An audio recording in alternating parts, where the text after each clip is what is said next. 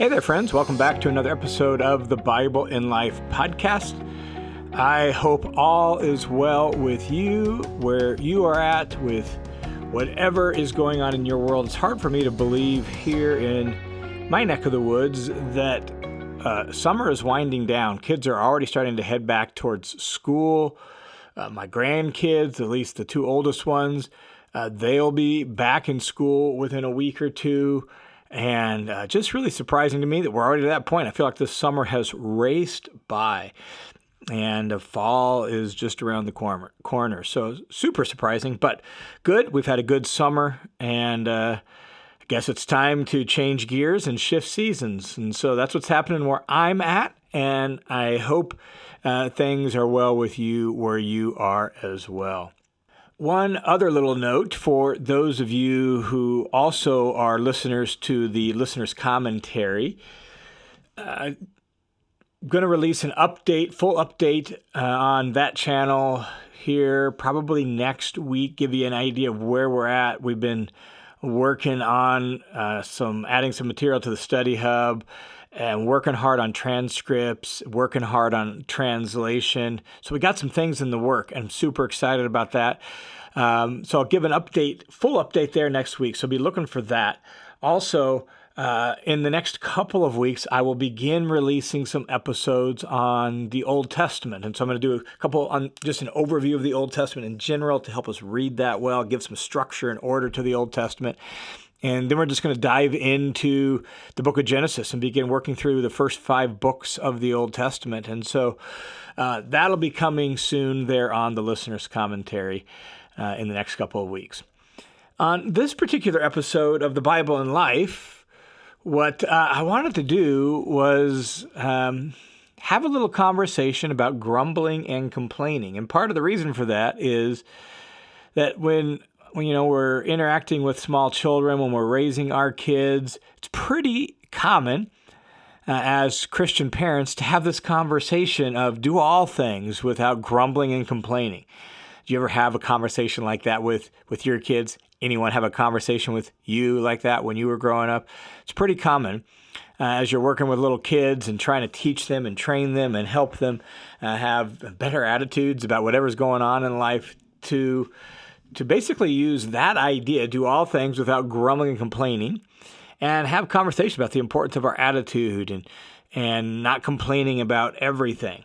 But when we become adults, the tendency to complain, the tendency to grumble and get negative and kind of get down in the dumps and complain about whatever it is we have to do or whatever is going on, that tendency doesn't go away as soon as we graduate high school and now we're an adult, knowing we never have this problem anymore. And yet, no one really has that conversation with us very often, right? It's not like anyone pulls us aside and has the do all things without grumbling and complaining conversation like we have with our kids. And so I just thought, well, maybe we could have that conversation here on the Bible in Life. And that idea, do all things without grumbling and complaining, that's a passage out of the book of Philippians. Philippians chapter 2, verse 14. Do all things without grumbling and complaining. Depends on the translation, but that's probably the most common way we hear it. And it's followed up in verse 15 with kind of a purpose statement. Why should you do all things without grumbling and complaining? Well, the reason why is so that you can prove yourselves to be blameless and innocent, children of God who are above reproach in the midst of a crooked and perverse generation, among whom you appear as lights in the world. I mean, that's pretty good motivational appeal. As God's children, we want to present ourselves as lights in this world who are blameless and innocent, above reproach. Well, one of the things that's going to be involved in that is do all things without grumbling and complaining. That's the context. Now, to be fair, and again, you could listen to the full explanation of that passage on the listener's commentary on Philippians. To be fair, the word grumbling is more this idea of sort of like murmuring against and murmuring about and kind of getting negative. So when we talk about little kids, you can think about, that 7, 8, 9-year-old little kid who's been sent to their room for something, or they've got to do a task. They've been asked to empty the dishwasher or put away the laundry, and they're just not only are they complaining about doing the tasks, but they're also grumbling and murmuring about you making them do that. And I can't believe you'd make me do that. My parents are so mean and right? That's sort of the idea of this grumbling word, this murmuring word. It's this idea of just to kind of murmur about things you don't like and about the people you don't like and what's going on. Do all things without grumbling and complaining. To complain about tasks, to complain about what you have to do, to complain about your life, to murmur against people and against circumstances. That's the idea. And it grows out of and leads into just this whole sort of gray negativity about life, and as if there's just this gray, overcast, bleak sort of life, and everything sort of negative and gray and not good and worth complaining about. And Paul says in Philippians 2, do all things, not just some things, do all things without that sort of attitude, without that sort of demeanor, without grumbling and complaining. And these two words are used of the people of Israel during the Exodus. So they're used of the Exodus generation, the people who came out of Egypt in the Exodus, being led by Moses in the wilderness. They are people who grumble and complain.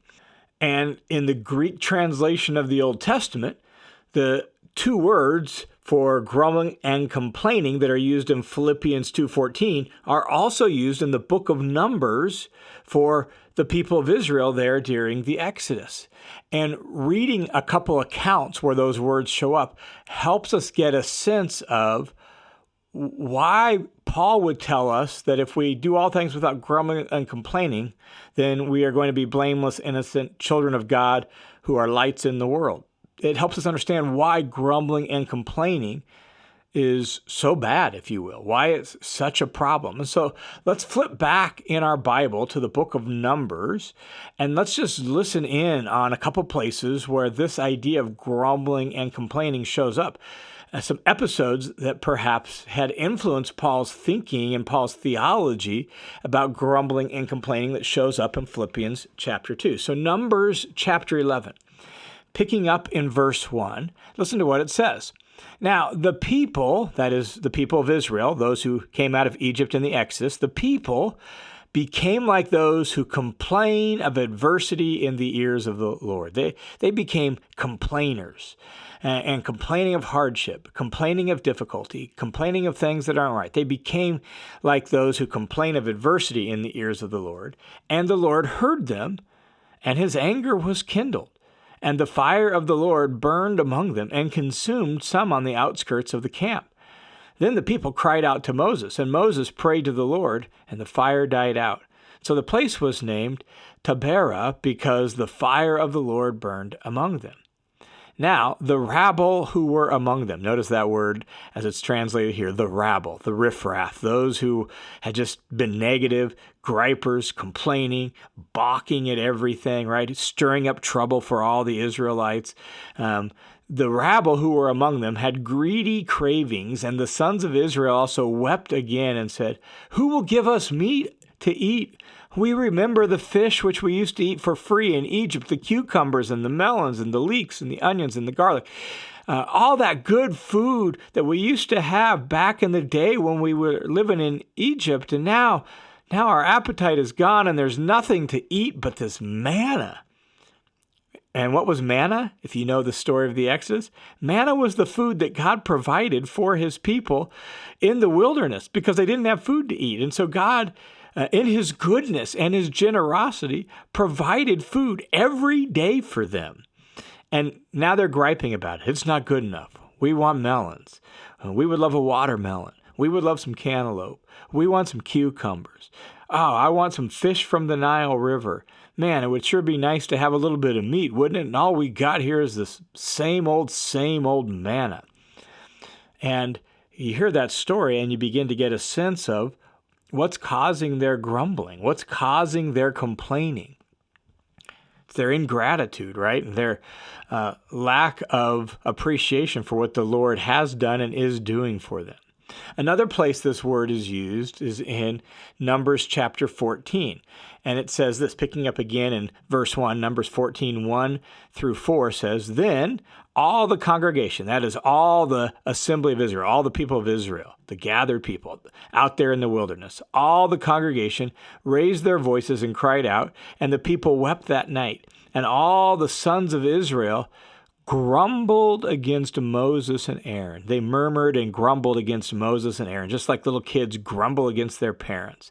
And the entire congregation said to them, "If only we had died in Egypt, or even if we had died in this wilderness. So why did the Lord bring us out into this land to fall by the sword? Our wives and our little ones will become plunder. Would it not be better for us just to return to Egypt?" So they said to one another, "Let's find a new leader and let's go back to Egypt." Notice here they're complaining and grumbling because, man, it's hard and there's opposition and it's difficult and they don't even seem to remember what the Lord has done and how he's protected them and delivered them from Exodus, from Egypt and all of that. And they're just grumbling against Moses and they're like, we want a different mom. We want a different dad. We want a different leader. We want a different pastor. We want a different, right? And they're just grumbling and complaining. And that is just so true to life. And so true to our human experience. And so when Paul says in Philippians chapter 2, do all things with grumbling and complaining, it's this sort of stuff he's talking about, where we're just discontent with life. We're not satisfied with the good gifts God has given us. We're not satisfied with how he's providing for us and caring for us. We want something else. We want something more. And we don't like the way things are going. We wish things were different. We want to go back to the way it used to be. We don't like our present situation. And we grumble and we complain and all of that. Do all things without grumbling and complaining. The reality is, when we look at those two passages in Numbers and we reflect a little bit on grumbling and complaining, we realize that grumbling and complaining requires probably more than this, but at least two things. The first thing grumbling and complaining requires is forgetting God's goodness and gifts. Like forgetting what God has done for us, forgetting how good he has been, forgetting all his generosity and kindnesses to us. When we grumble and complain, we forget God's goodness and God's gifts to us.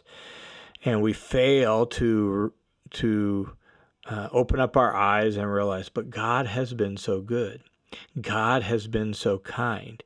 God has been so faithful. In spite of what's going on, or in spite of the difficulties, or in spite of something I don't like, God's been very good to us and been very generous to us. In fact, I think it would be helpful for us to maybe even put some regular reminders into our life in various ways. Maybe it's a prayer journal. Maybe it's some sort of memorial or two or three throughout our home, or whatever else it might be. Some way to remember the times God has shown up in extra special ways and been good, as well as some of the ways, just the everyday sort of goodness to us. My wife and I, in our new house, we haven't found a place to hang it yet, but in our home since we were first married, living in an apartment in Ohio, all the way through up until we moved into this new house, we had some plaques hanging on the wall. And the header on the plaque said, "Celebrate God's goodness." And on those plaques, we had just put major ways God had answered prayers, or major things God has done in the life of our family that were reminders to us, like memorials of God's goodness and the ways God has cared for us, provided for us, and blessed us. One of the things that stands out to me there is, we would put an event and a date. And so, this was furniture, and then it would have the date after it. And I think it was like furniture 2008 or 2010 or something like that. And we were teaching at the Bible college. We didn't have a whole lot of money. We had tons of college students over all the time. And after a few years of that, the springs were falling out of the bottom of the couch. And we needed some new furniture, but we had small kids and we didn't have a whole lot of money. And after trying to find some used furniture, we realized even the used furniture we're looking at is more than we can afford. And so we sat down one night and we prayed. And we just said, "Lord, we really need some new couches. They don't have to be perfect. We want to use our house for ministry. But having all these college students over, our couches are completely worn out. We really need some new couches, Lord. We don't have much more than $50, $60 to spend, which isn't much for couches, even used couches. And so that was our prayer. Literally the next day, got a phone call from my mom who had been transferred on her job to Tennessee. And she was like, "Do you happen to need some new couches?" And I told her, yes. And I told her about our prayer. And she said, "I also have a couple other furniture items, and they were things that we needed as well, but weren't as urgent or critical." And she said, "I'm getting transferred on my job to Tennessee. And I got a few things for your brother, Matt. If you guys want to come up here with a truck or trailer and pick them up, you can have them." So my brother and I borrowed a truck and trailer from the maintenance guy at the college. We drove to Tacoma, Washington, picked up the furniture, drove back, split the cost of gas, and it was a little over $50, and got not only couches, but some patio furniture and some other stuff as well. And it's just one of those moments where the Lord is good, and he hears his prayers, and he cares for his people. And when we grumble and complain, we forget those kinds of things. We forget not only those kinds of blessings, but the spiritual blessings of the presence of the Spirit and the hope of eternal life and the gift of forgiveness and redemption and all of that. And so grumbling and complaining requires that we forget God's goodness and gifts to us. Not only that, grumbling and complaining requires really a failure to trust in God's promises. And again, you see that in the Numbers passages, those 2 episodes where these words show up. That, like, God's the one who had promised to lead them through the wilderness. God's the one who had promised to give them the land of Canaan. God's the one who had promised to be with them. God's the one who had delivered them from Egypt and who was leading them by a pillar of fire at night and a cloud during the day, right? Like, God had promised all of this, and they just completely failed to trust. And it was like, it would be better for us just to go back to Egypt. It would be better for us to die out here in the wilderness than to deal with what we're getting. Let's get a new leader. Let's go back to Egypt. And it's a complete failure to trust in the promises of God and what God has in store for his people.